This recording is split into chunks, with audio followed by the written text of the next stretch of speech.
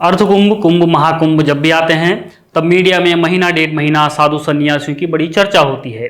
कुछ के लिए कुंभ में आने वाले साधु आकर्षण का केंद्र होते हैं तो कुछ के लिए उत्सुकता का। साधु और संत समाज के लोगों के रहन सहन और कुंभ के दौरान किए जाने वाले कर्तव्य भी अनूठे होते हैं। नागा साधुओं के भीड़ वाली फोटोज वीडियोज जो निश्चित तौर पर कुंभ का आकर्षण हैं। हम साधुओं को देखते हैं, उनके कर्तव्य, उनकी तपस्या, उनके इतिहास और व्यक्तित्व के लिए उन्हें सराहते हैं और कई बातों को लेकर उनकी आलोचना भी की जाती है। लेकिन हम इन साधुओं की पृष्ठभूमि को कितना जानते हैं? वे किस संप्रदाय, किस अखाड़े से आते हैं? अखाड़ों का इतिहास क्या है? ये अखाड़े कैसे बने, क्यों और किसने बनाए?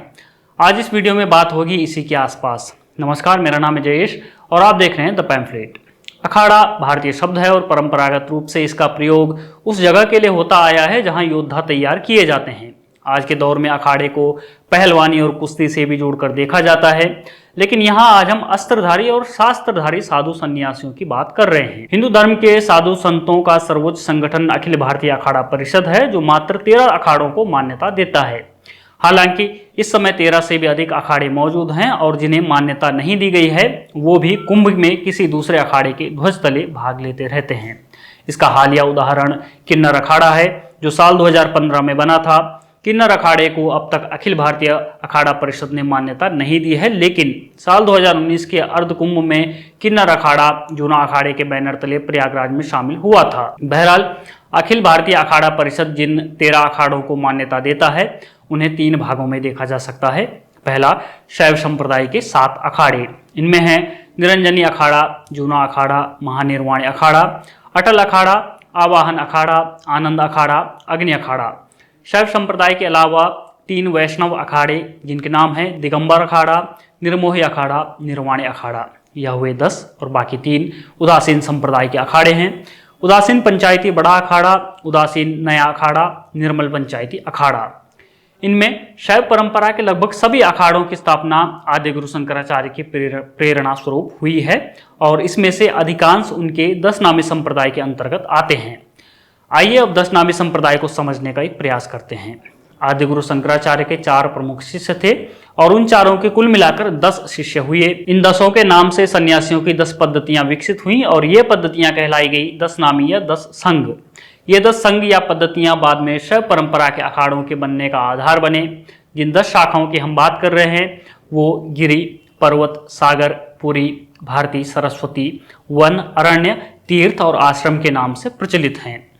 अब इनमें से किसी एक शब्द का प्रयोग जब किसी साधु के नाम के पीछे होता है तब यह भी तय हो जाता है कि उक्त साधु का मठ क्या है, वेद और ऋषि कौन है, महावाक्य क्या है। उदाहरण के तौर पर श्री पंचदशनाम जूना अखाड़े को देखिए। इस अखाड़े के आचार्य महामंडलेश्वर इस समय अवधेशानंद गिरी जी हैं। आपको याद होगा कि साल 2020 में महाराष्ट्र के पालघर में भीड़ ने 2 साधुओं की पीट कर हत्या कर दी थी। इनके नाम थे कल्पवृक्ष गिरी और सुशील गिरी। यह दोनों साधु जूना अखाड़े से ही संबंध रखते थे। आपने पायलट बाबा का नाम भी सुना होगा, जिनका हाल ही में देहावसान हुआ है।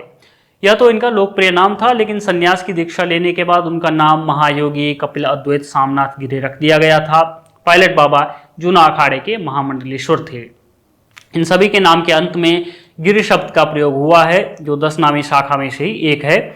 जहां गिरि, पर्वत, सागर शब्द का प्रयोग हुआ है वो ज्योतिर्मठ के अंतर्गत आते हैं, जो उत्तराखंड में स्थित है। इनके ऋषि हैं भृगु और वेद है अथर्ववेद और इनका महावाक्य है अयमात्म ब्रह्म। जूना अखाड़ा जो शैव परंपरा को मानने वाला है।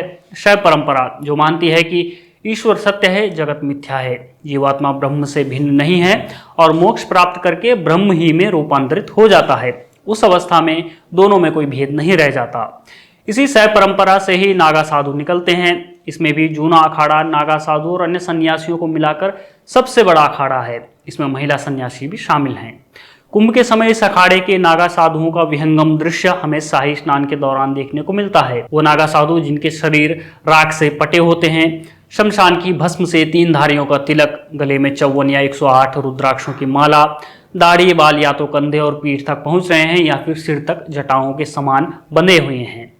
अखाड़ों की बात करें तो इनका मुख्यालय काशी के हनुमान घाट पर माना जाता है और हरिद्वार में माया देवी मंदिर के पास जूना अखाड़ा का आश्रम है। जूना अखाड़ा कार्तिक शुक्ल दशमी विक्रम संवत 1202 और ईस्वी की बात करें तो 1145 ईस्वी में वर्तमान उत्तराखंड के कर्णप्रयाग में भैरव अखाड़ा के नाम से स्थापित हुआ था। इनके इष्ट देव रुद्रावतार दत्तात्रेय हैं। जूना अखाड़ा के निर्माताओं में मोखाम गिरी, सुंदरगिरी मोनी दिगंबर, दलपति गिरी नागा, लक्ष्मण गिरी प्रतापी, रघुनाथपुरी कोतवाल, वैकुंठपुरी जैसे विलक्षण व्यक्तित्व वाले साधु शामिल थे।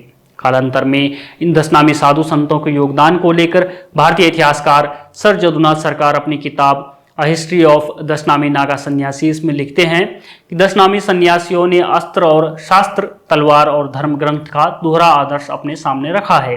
उन्होंने एक ओर तो जनता की आध्यात्मिक शिक्षा के लिए धर्मशास्त्र संबंधी ज्ञानार्जन को और दूसरी ओर पाशवी शक्तियों के आक्रमण से अपने धर्म की रक्षा के लिए शस्त्र विद्या के अभ्यास को अपनाया है। अस्त्रधारी सन्यासियों के संबंध में एक उदाहरण देखिए।